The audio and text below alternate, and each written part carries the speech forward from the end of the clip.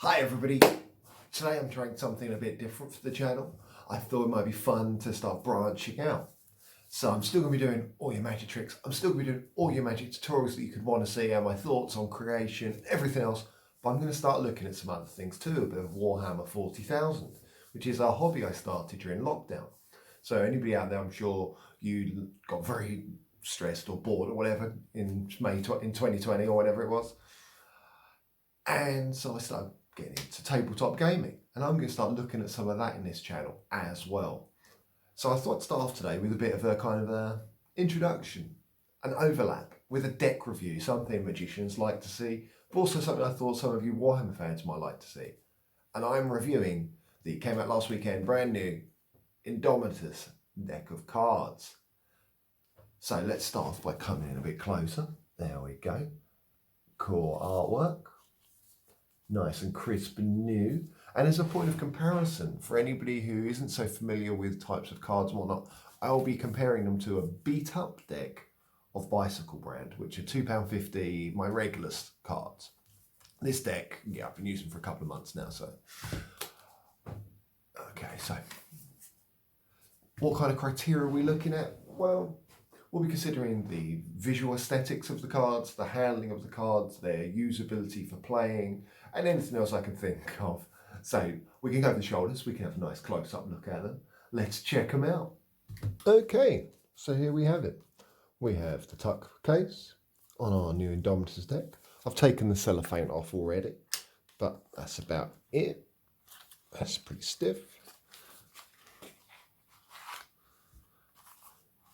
Standard black finish. Box feels fine. So here's the back. This on the back is the artwork. Pretty cool. Let's get that in sharp a bit better. There we go. And this is the same artwork that's on the new 40k rulebook. And we've got what looks like Space Marines versus Chaos Marines fighting out.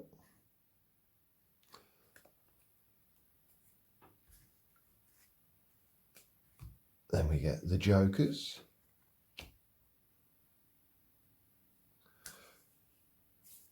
As Jokers go, they're pretty cool. Oh, now, having taken these out of the box already, just to have a flick through, I was hoping my first thoughts had been wrong. If I try to spread these cards, this is not an act, this is not a mistake, this is a spread. Okay, let's get my beat up deck and show you a spread. That's a spread.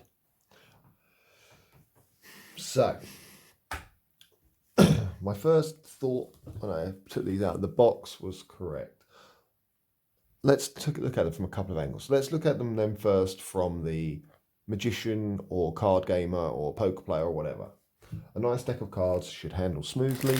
When you want one card, you should get one card, because otherwise people can cheat or mistakes happen. You can see here I'm trying to push the cards and they are sticking clumps. They are chunky monkey. You see here, you can see smooth. And this is a beat up deck. I've used this deck for ages. This is a brand new deck. Even with poor quality cards aimed at magicians, they're normally usable for at least a couple of days. Ugh. They're fairly soft, in fairness. Let's see how they spring. Oh, they spring nicely. Oh, that feels good. Till the end. You can't quite spring the end of the packet very well, but they do spring nice. Oh God, they don't bend that way at all. You're never going to lapel spread that deck, I tell you that much. No, lapel spread is that. But they spring okay. How do they handle for shuffling? So obviously these are now not going to be in the correct order for comparing the suits. They shuffle okay. They shuffle okay. But yeah, they don't push off. They're all clumping or sticking together. If we separate a few, does that make a difference? A little bit. So what am I talking about? For those not familiar with some of the key things of cards, if we take a classic deck of Bicycle made by USPCC, these have what's called an air cushion finish. I don't know if you'll see it, but if you get the angles right, you can see all these tiny little kind of dots all over the cards. That's where they've been made with little pockets, little air holes, and they're all tiny. But it means there's air between each card, especially when they're new. Now, USPC made these. These have been made by random Chinese factory for Games Workshop. So Games Workshop make all their models in the UK, which is always great. But these have been made in China by someone. I have no idea who. So personally, my first thought on this deck as a magician, terrible. I could not perform with this deck. Nobody would trust me. No, I mean, you could do a few basics. Oh, even that's hard work. There we go.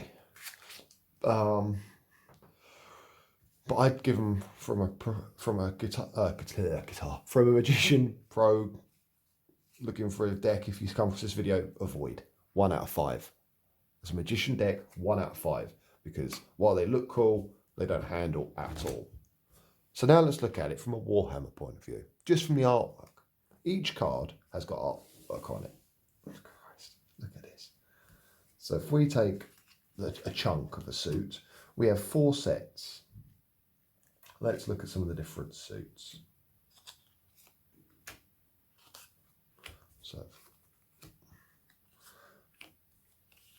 So we've got,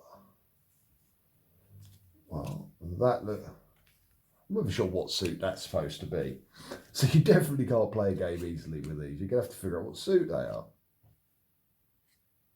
Well, that's a Sister of Battle, isn't it? I'm not, so this must be the humans. I'd personally say it's the hearts, because that looks more like a diamond.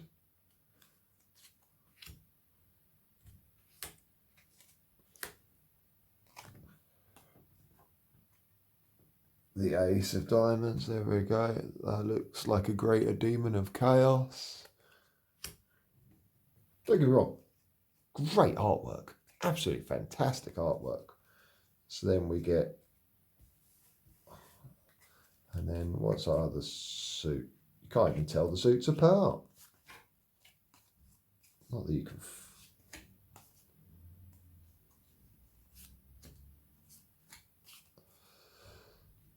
I can't remember from the advertisement, there's supposed to be 4 classes. So it looks like we've got human forces. We've got presumably all chaos. These I would assume therefore are your spades? Clubs? I don't know. That's kind of annoying.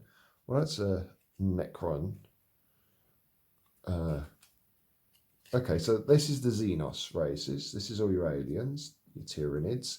Some more Necrons.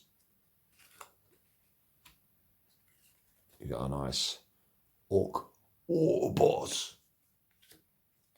Been playing a lot of Total War lately. And then over here we've got, well, this is all absolutely Space Marines, isn't it? You're different. There we go. So there's just a selection. So let's come in a little closer.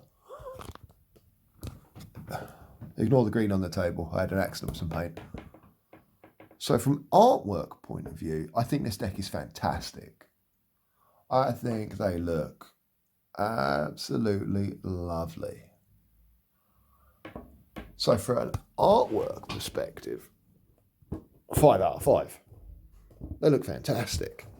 So it really depends what you're looking for. Would I be able to do magic with these? No. Would I be able to play a basic game of blackjack with some friends? Yeah, you could probably manage. You'd have to separate each card first, I think, out to get some air between them. So where they've come out of the factory, maybe that might help a bit.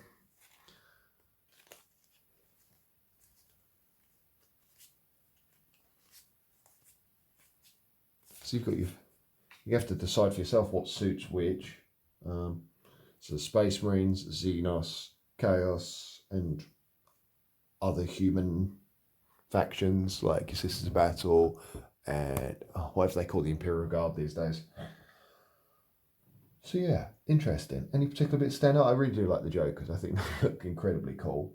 And yeah, the artwork's faultless. And it's inspiring. Certainly if you're looking to take your painting up a notch, or if you're looking to think, how would I paint on my figures? Like some colour scheme or detail. Absolutely great. So from an artwork and Warhammer style, this is really up to Games Workshop standard, 5 out of 5. So there you go. It's up to you, really. What would I use them for now? Personally, I might get one of those. Oh, look, there's a nice one. The Emperor. They might look nice in a frame, or if you made some kind of piece of cool furniture with them. So yeah, there you have it. The Indomitus deck. I hope you found that little review and opening up useful. Let me know if you want to see more of this kind of thing. Subscribe. Thanks for coming along, and I'll see you next time.